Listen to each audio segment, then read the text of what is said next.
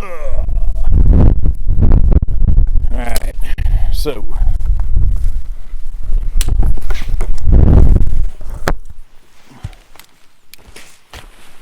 still got some time waiting for the bush plane, so I will read another email here. This one's right from home, well, close to home, Port Alberni, Vancouver Island, and there's shit piles of sightings around there. And this story, or this experience, whatever, somebody out there from the island's gonna know about this. Or if you guys ask around, somebody's gonna know somebody that was in the grocery store or working for this logging outfit when this went down. And if you do, it would be kind of cool if you get them to email me and touch base on it and see if they could, not, I don't give a shit if they back the story up, but if they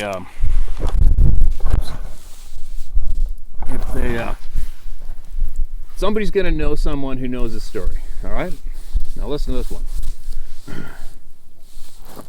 What?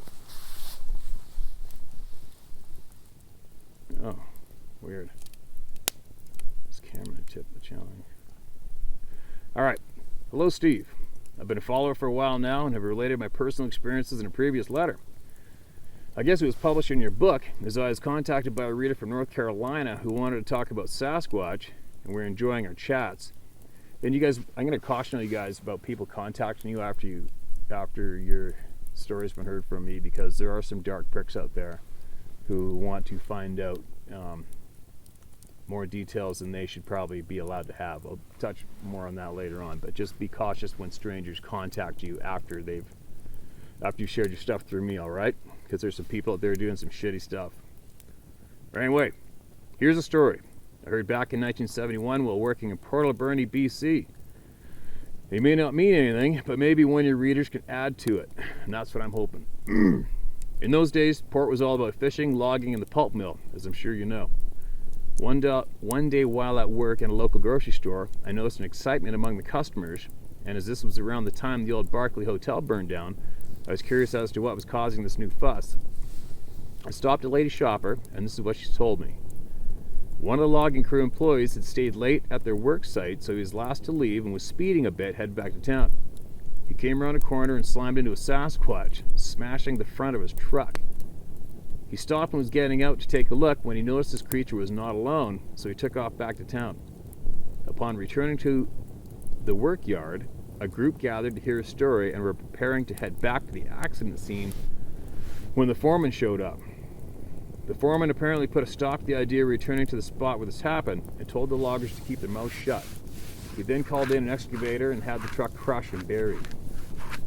That might be interesting to find out where that is. Well, actually, who cares? You know what? The DNA has been done over 100 frickin' times. It's not going to make a difference if you dug that thing up and there's some hair stuck to the grill still anyways. It's been done. It's been done over 100 times. I wouldn't worry about it.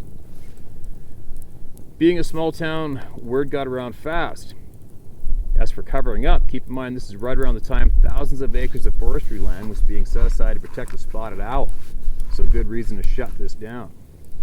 I've known Sasquatch exist on the Vancouver Island since the 70s. I know what at least one clearly looks like, and I've gazed in astonishment at the fresh tracks in the snow. I'm 74 now, and have kept this stuff to myself and a small group of friends until I found your site. Thank you. Regards, Ken. P.S. Feel free to do what you will with this letter. All right, thanks, Ken. And it looks like I just did what you were hoping we'd do. So, I don't know.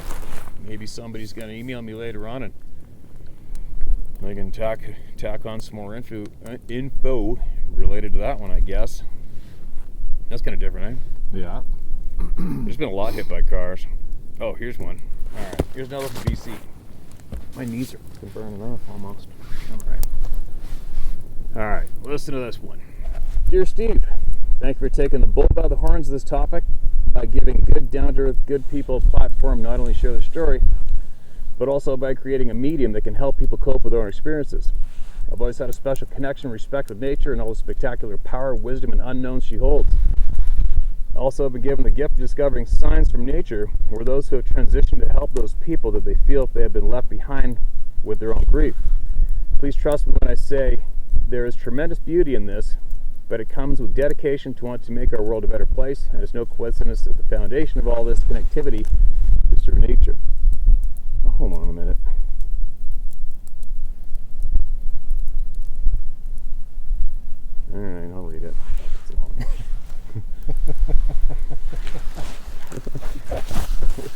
shit. I'm getting burnt up. Alright. As a young child, I had many dreams of Sasquatch that were very unnerving, but I always felt comfort and peace like they were always watching over me. Those were the days when it was not unusual to take off after breakfast in the morning and not come back till supper. If I concentrated hard enough, I could go back to the same dream of Sasquatch and carry on from where I left off. I attribute this to the purity of youth, before the world as most people see it casts a shadow over those who slowly disconnect from nature. How true is that one?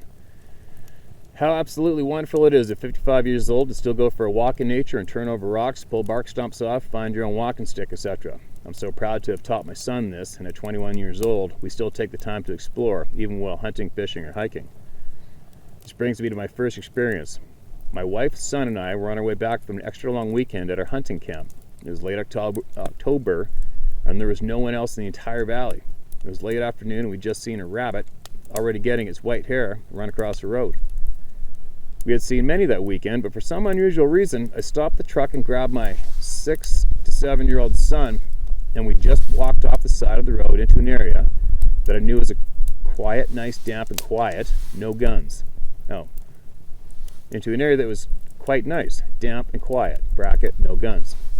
This dense canopy, but open under area slowly cascaded to a small river that was fed by the steep mountain range locally named but within the Rockies. So you're in the Rocky Mountains, all right? There's an area that few hunters ever challenged directly across and uphill from where we stood. Matter of fact, I only ever knew of one person who challenged through this area, but said never again, nor ever spoke of it, which I found unusual. Nonetheless, I always felt that tingle when you get at the back of your neck when I was close to this area. Probably only a couple minutes passed from when we hopped out of the truck. All of a sudden, we heard the most powerful, high-pitched shrill, almost in fear of surprise, perhaps from seeing us, or maybe a warning. I've heard nothing like it in the 40-ish years that I've been in the bush. I tried to maintain my composure in front of my son as I directed him and went immediately back to the truck, but I knew something was near, and I felt like it was watching us, but I had no inclination to dig any deeper. My wife was as big-eyed, apprehensive and confused as I was when my son and I got back to the truck. I don't proofread these things. I just read them. The editing's just lack of commas. Yeah, it is what it is. I literally was looking out the back of my head when we were walking back to the truck. It's confusing. When you experience these unknowns, we just file them in the back of our minds and we don't talk of them. Yeah, tons of people don't talk about it, and I haven't a clue why. It's kind of weird. But anyway, my second experience was in the same drainage, maybe 5 Ks as a crow flies, but on the opposite side of the range. It was mid to late September, a year or so after this experience. I was by myself, and I had hiked into the nice location that I could sit down, pop up my spotting scope, and have a sandwich. I've been glassing for about an hour. I find time sure flies by when you're comfortable in spotting beautiful country.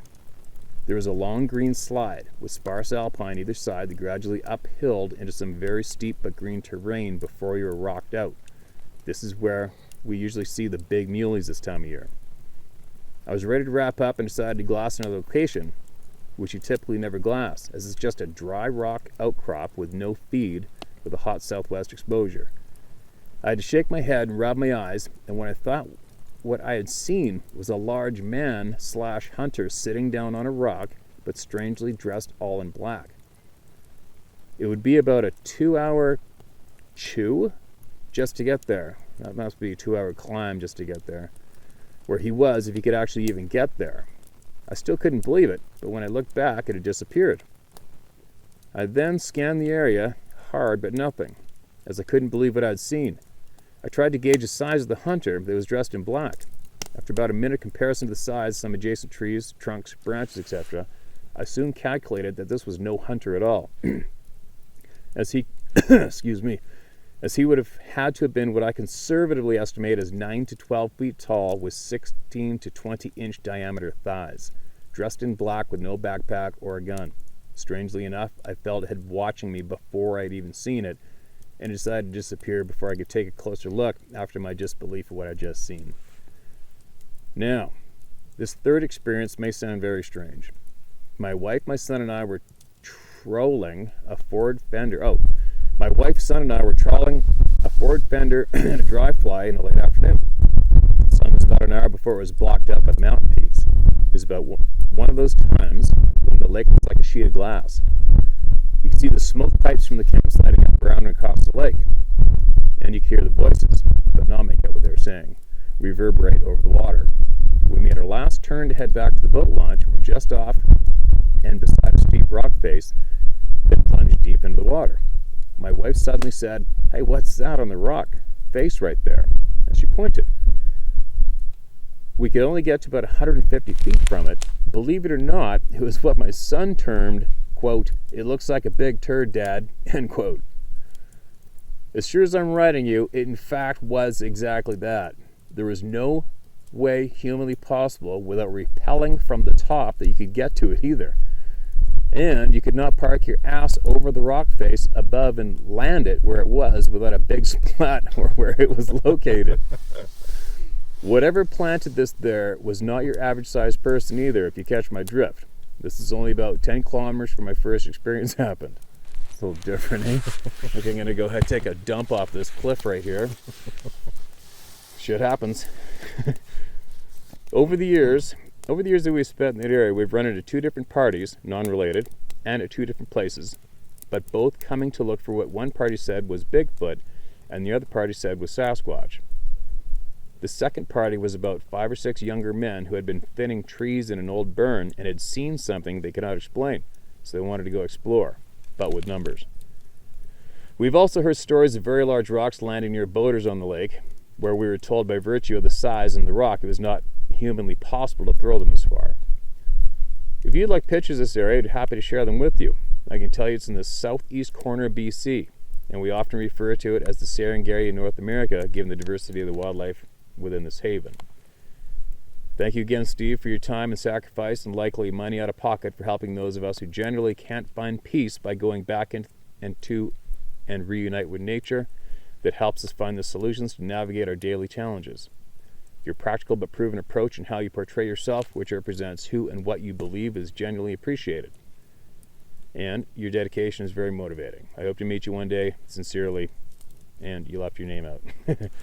That's fine. Thanks for the email. Appreciate it. I'm sure it's going to help somebody out there, and I'm sure it's going to trigger somebody around that area to probably email me another one, because they're not going to end.